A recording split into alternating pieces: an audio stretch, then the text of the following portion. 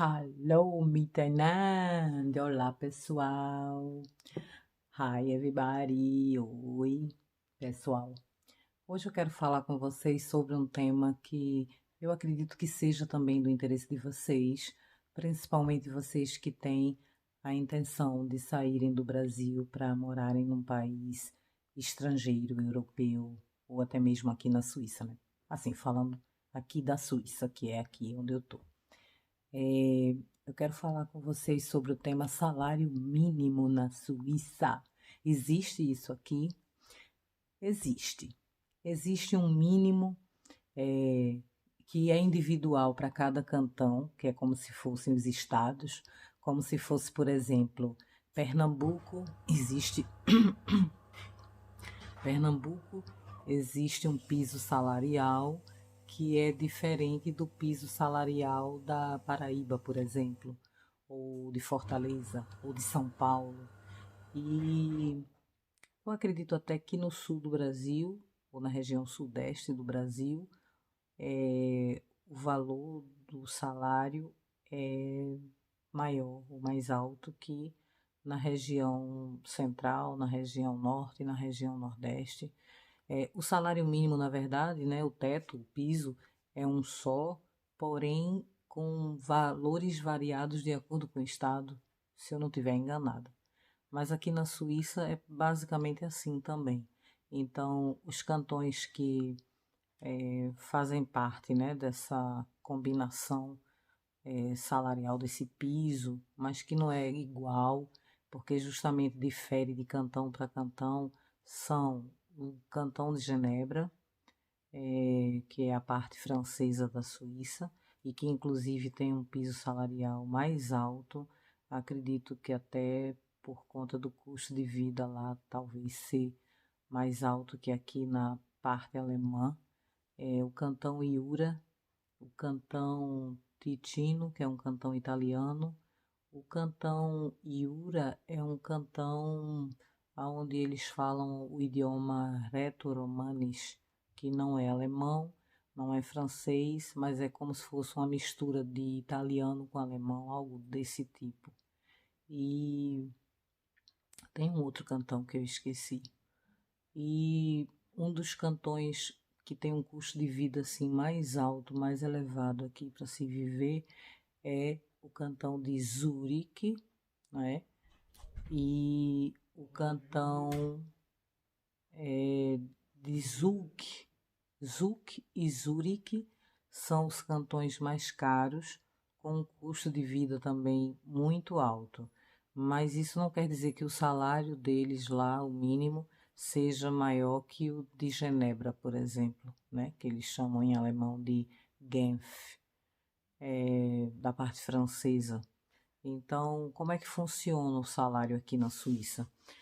A gente recebe por hora, né? É uma divisão, uma soma de horas, tá? Então, teve um acordo com, não com a União Europeia, mas dentro do próprio país da Suíça, entre os cantões, para estipularem um valor mínimo para cada trabalhador, né? Para um trabalhador, por exemplo. E esse valor varia nesses cantões que eu citei. O mais alto é em Genebra, que é de 22, 23 francos por hora. E o mais baixo, não é nem que seja mais baixo, né? Ainda está num patamar assim elevado de igualdade, é nesse cantão Iura, que é de 19 francos, 20 francos, por exemplo. Um franco em real, ele custa hoje, porque também varia de acordo com a bolsa, né? A estatística sobe e desce, a balança, a gangorra. É, o franco hoje, quando você converte para a moeda do Brasil, ele custa R$ 5,30, um franco, né? Que o franco é quase equivalente ao euro, tá? Talvez por décimos ele esteja abaixo do euro ainda, mas mesmo assim a Suíça é um país que além de ser um país de primeiro mundo, como eu já citei antes, é um dos países mais de um poder aquisitivo mais alto, acho eu, do planeta, viu? Do planeta. Olha só, do planeta, do mundo, né? E ele tem eh, essa possibilidade, né, de você formar escadinha aqui. E geralmente a gente que vem do Brasil, independente da profissão que a gente exerça ou tenha exercido lá, aqui nossa profissão não tem validade alguma.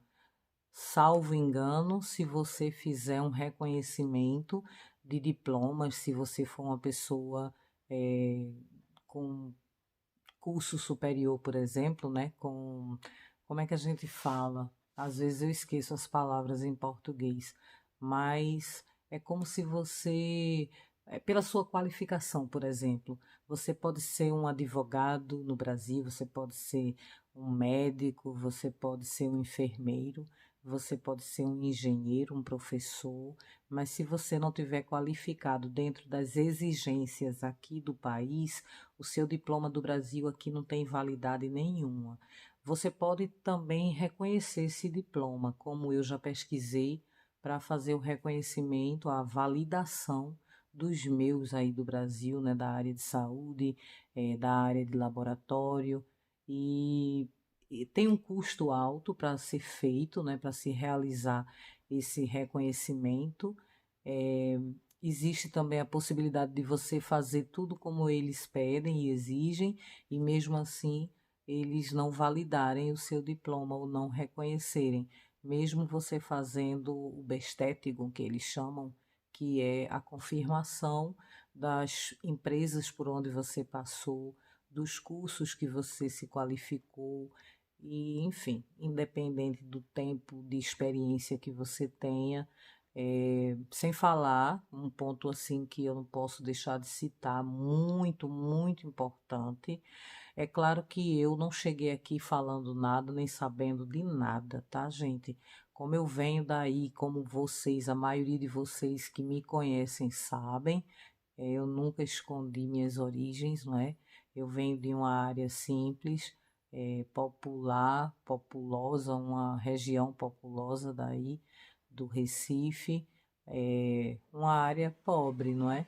E a minha riqueza é Jesus e minha família, meus filhos, minha mãe, minha família, minhas irmãs, enfim, toda a minha família. Essa é a minha riqueza aqui na Terra, né?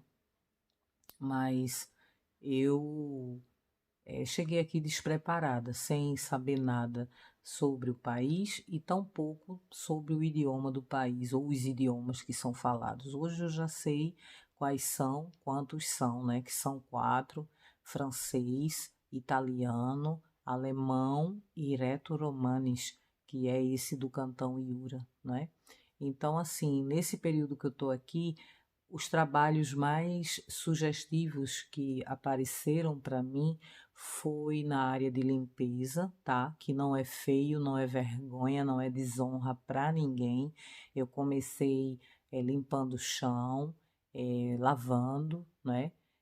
Chão, banheiro e fazendo faxina, como a gente faz no Brasil também, como eu também fazia e já fiz também no Brasil, né? Então, essas são, na verdade, as primeiras portas de oportunidade para os estrangeiros que vêm para morar, que pegam a autorização de residência, de moradia, tá? E aí se você não se aprimorar no idioma, você perde muitas outras oportunidades. Isso não quer dizer que se você não tiver o domínio sobre o idioma alemão, por exemplo, aqui na parte alemã onde eu estou, você fica sem trabalho? Não. Tem trabalho. Emprego é como eu falei no vídeo anterior. Emprego só para quem se qualifica e de preferência aqui no próprio país, tá? Trabalho tem diversos e a grande maioria são desse porte de limpeza, de faxina, nessa área que tem uma capacidade maior de abraçar e agarrar os estrangeiros que chegam meio que despreparados, né? Então é sugestivo que qualquer um de vocês em primeira mão, diferente de mim, ninguém é melhor que ninguém, mas eu realmente cheguei aqui sem saber de nada, sem falar um A da língua alemã. Então, as primeiras oportunidades que apareceram para mim foram essas. Ah, bah, mas eu ganhei muito, muito dinheiro nessa área, sabe? Mesmo que o salário mínimo seja taxado, né, ou limitado a partir de 20 francos, por exemplo, o meu primeiro trabalho numa escola internacional foi com um salário equivalente a 26 francos a hora. Então, houve um período que eu estava recebendo em torno de 6.000 francos, 6.700 francos, e isso foi muito, muito dinheiro. Se o franco naquela época tivesse no valor que está atual de 5,30 hoje, eu creio, o câmbio, eu teria em torno de 30.000 reais, tá? Isso para fazer um trabalho que muitos julgam pesado, que muitos julgam que não saíram do Brasil para isso. E eu acho importante frisar para vocês que ao sair do Brasil, vocês têm que sair com uma visão grande, com um pensamento grande de vitória, de vencer. E dificilmente você vai começar de cima. Mesmo quando a gente está no próprio Brasil, a gente precisa se capacitar, não é? Para exercer uma profissão assim ou assado. E aqui não é diferente. Então é como se a Suíça formasse escadinhas, degraus, né? Para que você vá acompanhando de acordo com sua evolução, seu interesse, seu desenvolvimento, seu aprendizado no idioma, principalmente. Você vai subindo um degrau por vez para chegar no topo da escada, entendeu? E o país te dá condições para isso. E um salário nesse valor, mesmo de 20 francos a hora, tem quem trabalhe por 18 francos, tem quem trabalhe por 15 francos. E aí você pode me perguntar, mas a pessoa que se submete a um trabalho para ganhar um salário tão baixo ou inferior assim, do piso normal, ela está passando fome? Não, é porque a necessidade, a vontade de vencer, de chegar em algum lugar. Às vezes você se submete ao que tem, à oferta, né? É como se você tivesse até trocando a receita pelo remédio, pelo padrão de vida caro, pelo custo de vida alto que o país tem. Talvez não compense, talvez não, com certeza esse valor não compensa para você ter uma vida confortável, mas dá para você comer, dá para você morar, dá para você ter onde botar a cabeça, sem luxo, né? Uma vida simples. Porque eu acho que uma das grandes besteiras que a gente faz, eu falo por mim, tá? É entrar no mundo da usura, da fantasia, da ilusão, da competitividade desleal, de querer mostrar para o mundo grandezas que a gente não tem, de querer dividir coisas que não existem e que não nos pertencem. Então, eu entrei nessa vibe assim que eu cheguei, de me encher de roupa, sapato, mas eu acho até que é aceitável e compreensivo, mesmo eu me autocriticando, tá? E essa crítica eu faço para mim mesma, mas é da vaidade do ser humano, não é? E também pelo fato, por que que eu acho que é aceitável, mesmo sendo uma tolice? Porque eu venho de uma área onde eu só podia comprar as coisas no cartão da minha irmã ou de um parente e ainda parcelar em 10 vezes, 24, 36, 48, não é assim? Então eu chego aqui num país que me dá a oportunidade de vencer essas dificuldades que eu já passei, que eu já vivi. Eu quero mais é gozar, aproveitar mesmo e gastar. Não agora, agora não mais, né? Agora, com o passar do tempo, você ganha experiência. E você também vai priorizando coisas que você vê que aquelas outras não são tão importantes assim. Claro que no meu mundo feminino, por exemplo, me faz muito bem ter uma roupa produzidérrima, fashion, né? Para eu me sentir poderosa e tal.